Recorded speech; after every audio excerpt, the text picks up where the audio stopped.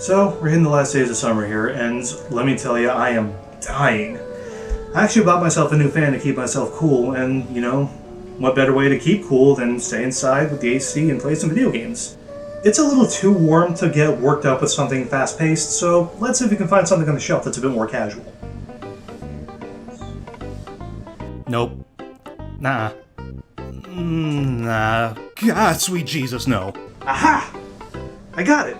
What better way to keep your cool than with cool logic? Puzzle games! They're all about taking things slowly and methodically. Yes, sir, I've got just the game for the job. Fire and ice. Right, that settles it. I just gotta get settled in and...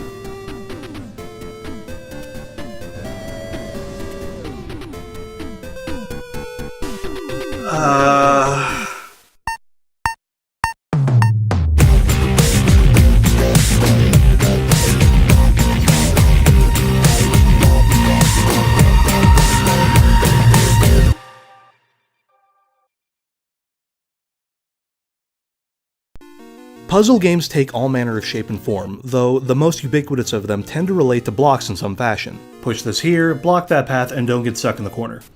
There's a certain elegance to the logic that you have to work with, and kayaking down the mental river of thought to reach the end goal is satisfying in and of itself.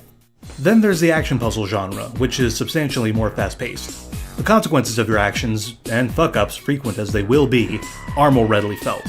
The "ah, damn it" moment hits you all the harder. Ah, damn it! These started to pick up headway after a time, and some of these came from... well, I really don't know, to be honest. The way a lot of these games were structured were... what's the word I'm looking for? Gentlemen, I bring you more corn! Ah, yes, psychotic. That's one. That's one there. So, in the realm of action puzzlers, one game that was released in the mid-80s was Solomon's Key. Originally an arcade game, Solomon's Key, or Solomon no Kagi, is an action puzzler where you play as the wizard Dana, who can set down and eliminate blocks to move about. It's actually pretty novel for 1986, albeit really damn wonky to control. Seriously, I want whoever decided up should equate to jump, shot out of a cannon, into a volcano, while also on fire. And the volcano's on fire. Pain. Lots of pain. The game did fairly well, selling 500,000 copies in Japan. That actually got a few sequels. The first of these is a reskin game released by Pack-In Video called Zippang, which was a tie-in for a Jidaigeki film of the same name, done up for the PC Engine. Solomon's Club was released for the Game Boy in 1991, which was more of an expansion pack than an actual sequel. Later on down the line in 2000, almost 20 years past the original game's release, we got Solomon, or as it was released in North America for some inexplicable reason, Monster Rancher Explorer for the Game Boy Color. This makes sense for the period. I mean, monster franchises were a huge hit in the late 90s and early 2000s, with Pokemon and Digimon spearheading the craze, and Monster Rancher actually riding their coattails. This wasn't the first time this sort of thing happened either, with the most famous of these actually being Super Mario Bros. 2 and Doki Doki Panic. The weird thing is that this one started as a Mario game, then became Doki Doki Panic, and then went right back into development as the game you've most likely played. Solomon's Key got a proper sequel, more accurately a prequel in the form of Solomon's Key 2, or as it was released here in the US, Fire and Ice. They issued the action platforming gameplay for slower, more thoughtful logic puzzles, which, as the front of the box warns, are highly addictive. Come on, man, come on, you know I'm good for it. Just one more hit, come on, just one more, just... Oh. Our story begins with a tiny little island in the middle of nowhere, named, actually quite adorably, Cool Mint Island. The winter fairies live here and are getting along fine when, oh dear god, it's all gone aflame! So this fella, Dreidel? Idle. Eric Idle. You hear that? You're Eric Idle now! Has lit up Cool Mint Island like a goddamn Roman candle, and the Fae, much like any typical committee in a crisis, outsources the problem. To a novice wizard. A child, no less. Yeah, there's no way this can possibly go tits up. Okay, fine. I'll accept that only a child can set things right. This was the 90s, and everyone knows that when you have a plucky child intervene in the place of useless adults, everything gets solved. Seriously though, look at this poor kid. He looks like he's about to start crying. Mommy, no, please don't make me go outside. Anyways, after her royal edict, Princess Zelda here decides that maybe it's a bit too much for the little urchin. So she gives him something to help him out. Dana, I'll give you ice magic to extinguish the evil flames. Do I get icy powers? Do I get to make with the breezy shoots? We trust you, Dana. Oh, yes. Entrust a 10-year-old with the power to flash freeze all moisture in a given area. Fire and Ice starts out pretty smoothly, with the opening stages introducing and conveying gameplay flow very well. You move from room to room on a grid, clearing fire by pushing ice into it, and eliminating all the flames moves you on to the next level. Pushing ice sends it flying, and he actually cannot be crushed by ice, so that's a load off my mind. The game moves at a pretty swift pace, all things considered. Once you reach a certain point though, you're put in a situation where you have to unleash your newfound power. Gifted to you by the Winter Fae, the unyielding fury of frost. I call upon Winter's grasp, fury of the north, the howling winds of Jotunheim. The fury of Kokaika's made manifest. Speak, O hellborn wind, and rend the flesh of my enemy with frozen blades of fury and scorn! Ha! Ha!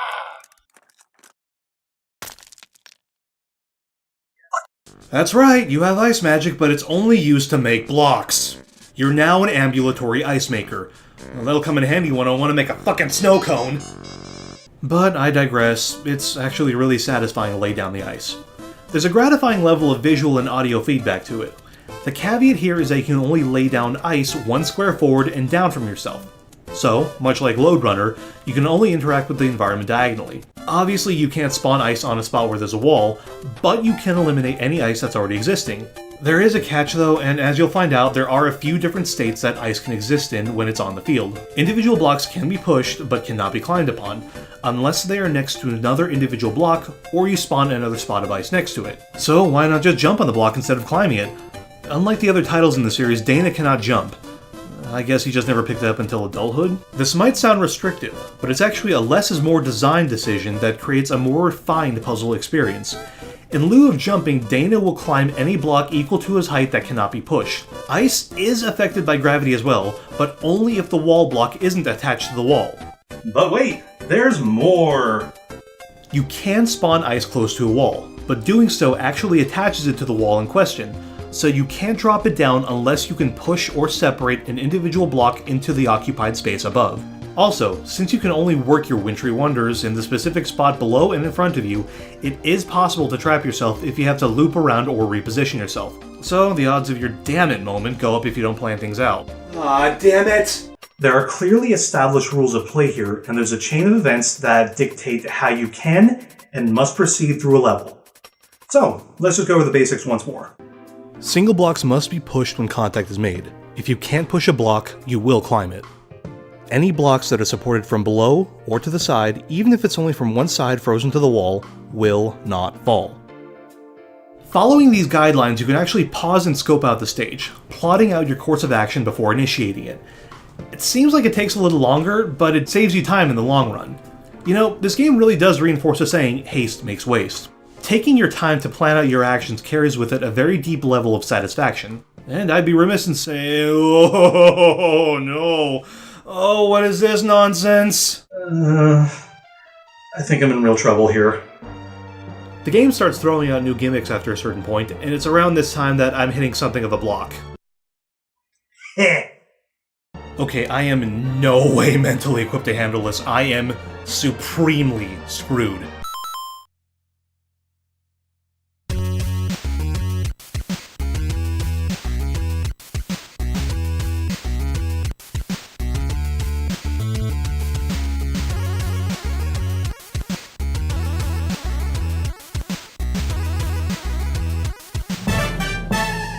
Gee, thanks, buddy. The difficulty starts ramping up at a vicious pace at this point, albeit a touch unbalanced. Fire and Ice begins to introduce pipes to travel through like you're navigating the Mushroom Kingdom, moving flames, special blocks of stone that cannot be destroyed, and jars of fuel that, once ignited, cannot be extinguished. I'm finding myself blitzing through a few of the rooms after a quick round of observation, or just using plain intuition to get through. And yeah, sure it works, but then there's other times where I'll be stymied for far longer than I should and I stumble around like a drunken idiot. Okay, make a block there, drop it on the flame, drop down, form a bridge there, and damn it. Okay, let's try that again. Form a bridge there, drop the ice, circle up and around, drop some more ice, form a bridge, drop down, and damn it! Okay, fine, we'll do it again. Drop, circle, drop, damn it! Did I ever tell you the definition of insanity? Oh, fuck off! Thankfully, the game is forgiving, granting you unlimited lives. And allowing you to quickly restart a level in the likely event that you bone yourself. I'm gonna point out that the end of every world has you facing off against a boss. Well, not so much facing off as falling victim to the same goddamn trap every single time. I was unaware that we were operating under Snidely Whiplash rules of engagement, though it's not so much a boss as it is a boss challenge. Usually it's a repeating maze that you have to navigate while eliminating flames, and if it's not that, it's eliminating moving targets. I'm not terribly fond of the latter, if only because Dana's somewhat sluggish speed makes navigation a major issue in these situations because you have to be far too precise at times, and threading the proverbial needle for these rooms is a hell of a departure from the otherwise thoughtful pace of the game. Most of the time the Guardians just bugger off, Dana showing mercy to them. I mean, he is just a kid after all.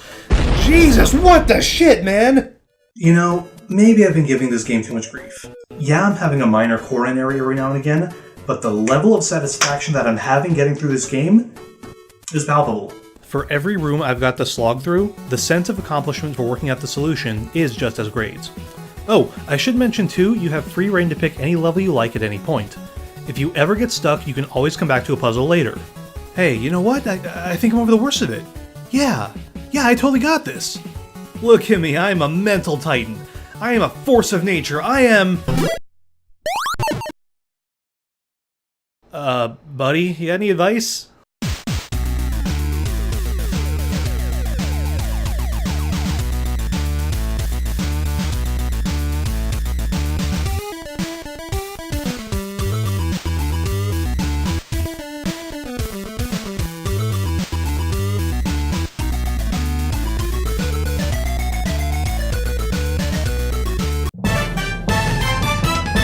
Oh, screw me.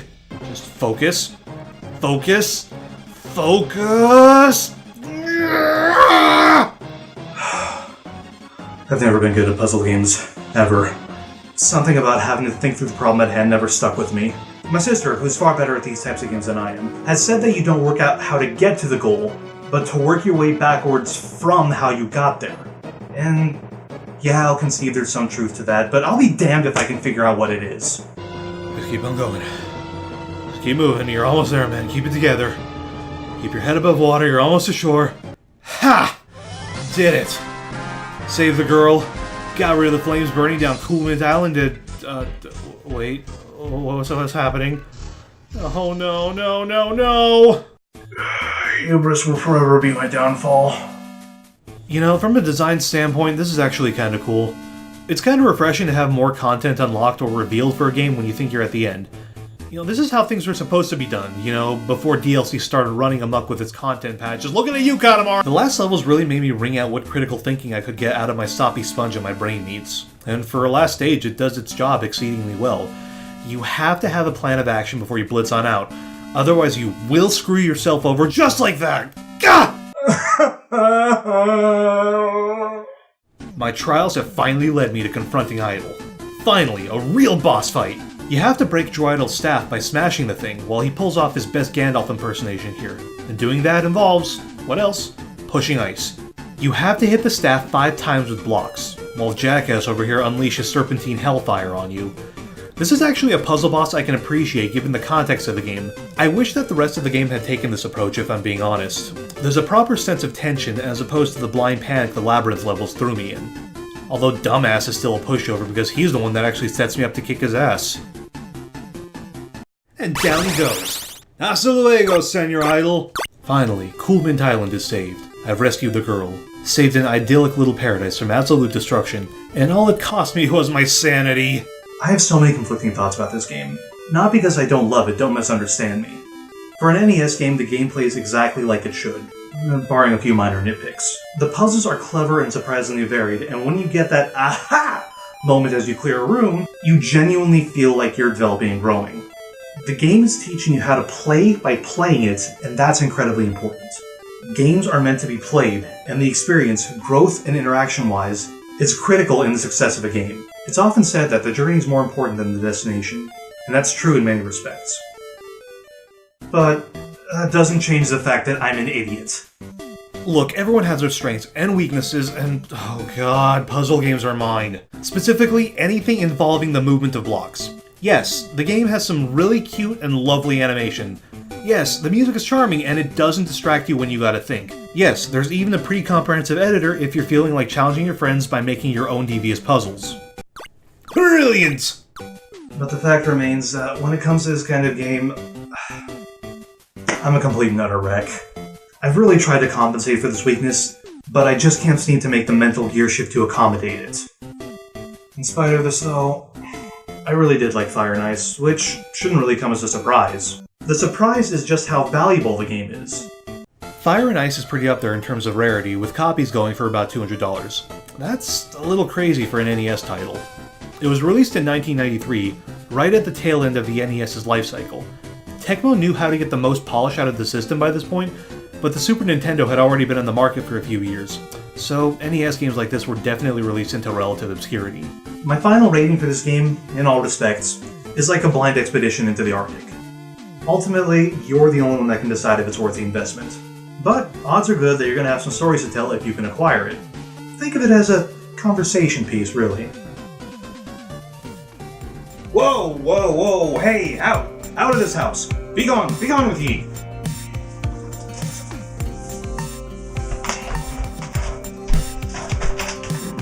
The power of ice compels you!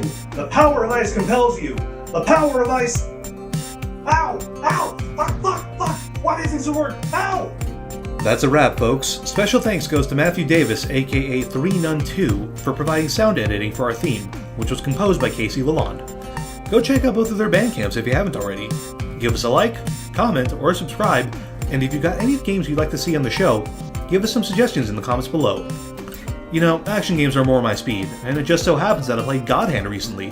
Why not give it a look?